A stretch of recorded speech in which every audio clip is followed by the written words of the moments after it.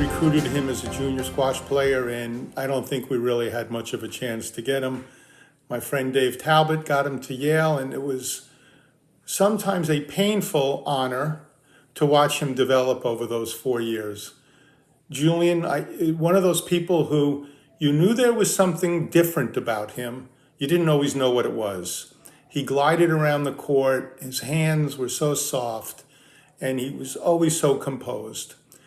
When Julian came out of high school, obviously he was the biggest recruit in the history of U.S. squash. I was a freshman on the Yale squash team at the time, and I remember we did everything possible to pull out all the stops to recruit Julian. Probably some stuff that wasn't allowed, all types of parties. Then we're writing letters, emails, calling him, and I'm sure that Harvard and Princeton and all the other schools were doing the same. And in the end, all that really mattered is that Sarah, his girlfriend at the time, and wife now, decided to go to Wesleyan, which was the closest to New Haven. So thank you, Sarah. We appreciate it. It's an honor to have been your coach for a little while, and I have some great memories, one of which I have a very fond memory of you being in Milan. In 2000, you were 16, and all you could do was eat. That was your job. And you went on after that to go win 9 national championships, which is incredibly impressive, and congrats and best wishes to you. I was fortunate enough for both of us to work together at Yale, and it was a privilege and a pleasure. We worked so hard. Every morning we used to do morning sessions. And I think people realize that how much dedication you put into the sport. Then one of the highlights for me was like when you won your first national championship, and then you became a great leader too, which a lot of people didn't see. But at Yale, you became captain, and we were able to bring all the team on. And it was always tough for you because you were very strong player compared to all the rest of the team, but you were such a good team member. When Julian showed up at Yale, he actually came a week early to preseason to try to walk on to the Yale men's soccer team unannounced. He was such a great athlete, he probably could have made the team and excelled. But the Yale men's coach called up Dave Talbot and said, "Who is this kid Julian who just showed up to try out?" Luckily, Dave put a stop to that right away, and Julian was escorted out of the tryouts. I guess I could probably put Julian down to one of the reasons I ended up retiring in the end. It was coming to the end of my career anyway, and I was playing in the Tournament of Champions and the qualifying rounds, and I had to play him in the last round of qualifying in about 2004 or 5.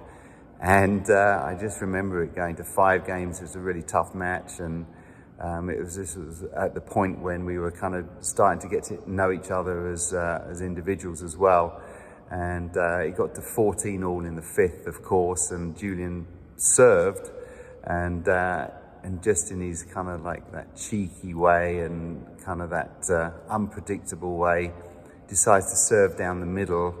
And instead of me volleying the ball and kind of trying to attack, I thought I'd let it bounce and maybe shut him out of the court a little bit because it was down the middle. And of course it landed in the back wall nick. And that was the end of the match, and that was the end of my Tournament of Champions career, and that was the beginning of a lot of success that Julian had. To visit Julian during his playing days was to step into a laboratory of sorts. You'd walk in and there was always some new gadget, whether it was a stretching device or a massage tool, or in a more extreme case, an oxygen deprivation tent. He was always looking for an edge, and I think his wife Sarah was just always looking for a little room to breathe in their New York City apartment. It was funny to watch her shake her head and roll her eyes at the assortment of training equipment that he had arranged around the apartment. When I think back on those days, I remember him as someone who was a great player, had his own kind of style, very, very fast feet, lots of quick movements around on his toes, held the racket quite short at the top of the grip and somewhat loose gripped. I often wondered how he managed to control the ball as well as he did, but he certainly had a lot of great shots and a very smart squash brain. He's certainly, when I think about words to describe him, I would say resilient, stubborn, competitive, unpredictable somewhat. Certainly loved to have fun, so a good sense of humor, and definitely a good problem solver. And I think all of those aspects are very important. I was lucky enough to be your teammate, competitor. People would say rival, but you can't be a rival of someone if you never really beat them. So I kind of have the Andy Roddick, Roger Federer syndrome. But what you did for U.S. squash is just, I don't think people talk about it enough. Your career on the PSA World Tour was incredible for an American at the time. To get to 22 in the world, I believe, the highest ranking ever, is not talked about enough. And how you did it your way. You marched to the beat of your own drum, and that's something that I was always inspired by. I'm reminded of how great you are every day. I have this picture of us from the record-tying finish in Germany, where you beat Razik, where we beat Canada. Obviously, I was injured, but I was cheering like a madman.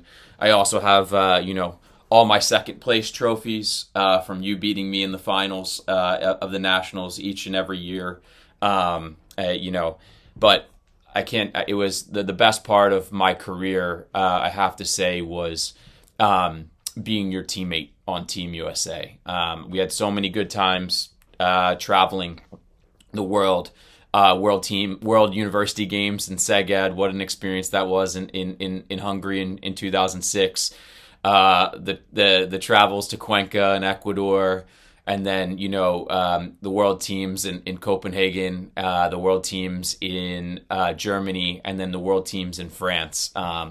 So being able to travel the world with you, man, playing against you in college, just kind of growing up together on the tour as we did. I'm so proud to say that, I was a contemporary of yours, and so happy for you in the honor that's being bestowed upon you today.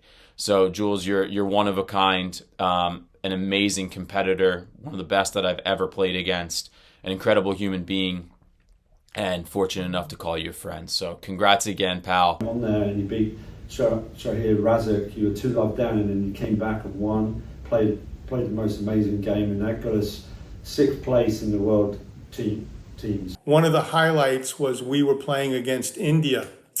And the U.S. team was playing, I believe, for the number 7 spot, perhaps the number 6 spot, which would have given us our highest finish up to that point. And he played Saurav Ghosal, who, as we know, made it all the way up to top 10 in the world. And Julian took him out. And when I mentioned to Julian what a phenomenal performance that was, he kind of shrugged and said, well, just another match. Julian was a bit of a lone wolf. He was he was one of the few players in New York who was there for the peak of his career, and as such, he was directing his own training. There really wasn't a stable of full-time players there, and under a specific system. So it was his own system, and. As a player, he was very sophisticated. He had elite athleticism and wonderful racket skill, but he had an attacking mindset that really distinguished him. He wasn't just out there trying to outlast his opponent. He knew what it took to win rallies.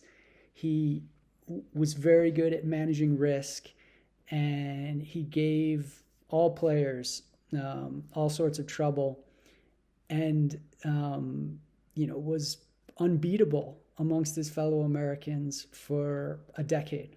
At the Pan American Federation Cup in Medellin, there was one match that Julian played, and this is a great example of how he would try and get into someone's head.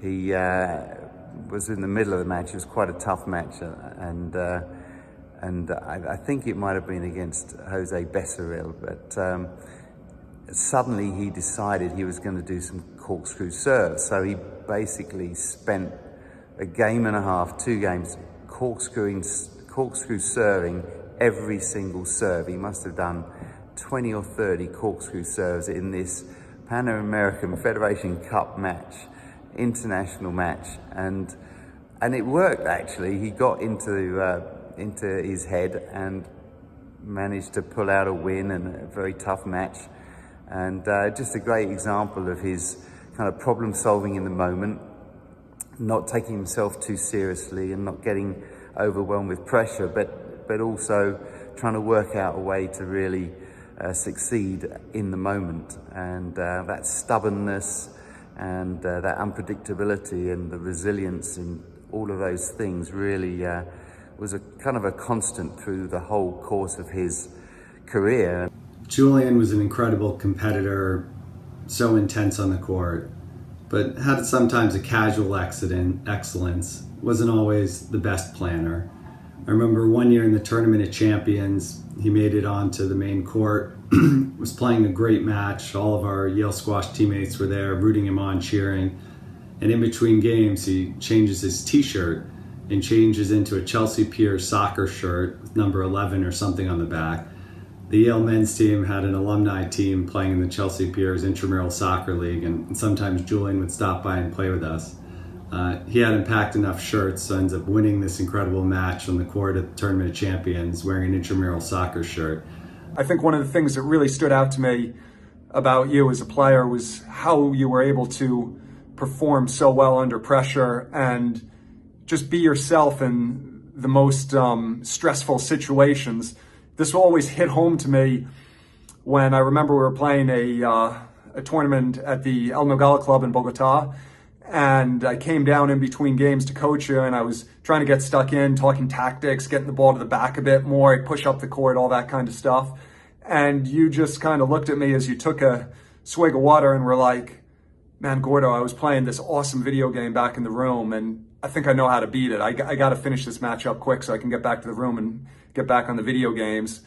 And at the time I was like, what's he talking about? Like, how's he not like in the zone, really focused on the squash? But looking back on it now, coming to the end of my own career, I'm like, wow, it's kind of genius there, because he was able to be so relaxed and so natural in these really high stress situations. And it definitely served you well, and you've produced some amazing results on the PSA World Tour and playing for the U.S. men's national team. It was a real pleasure for me to share the journey with you, and congratulations on this amazing milestone.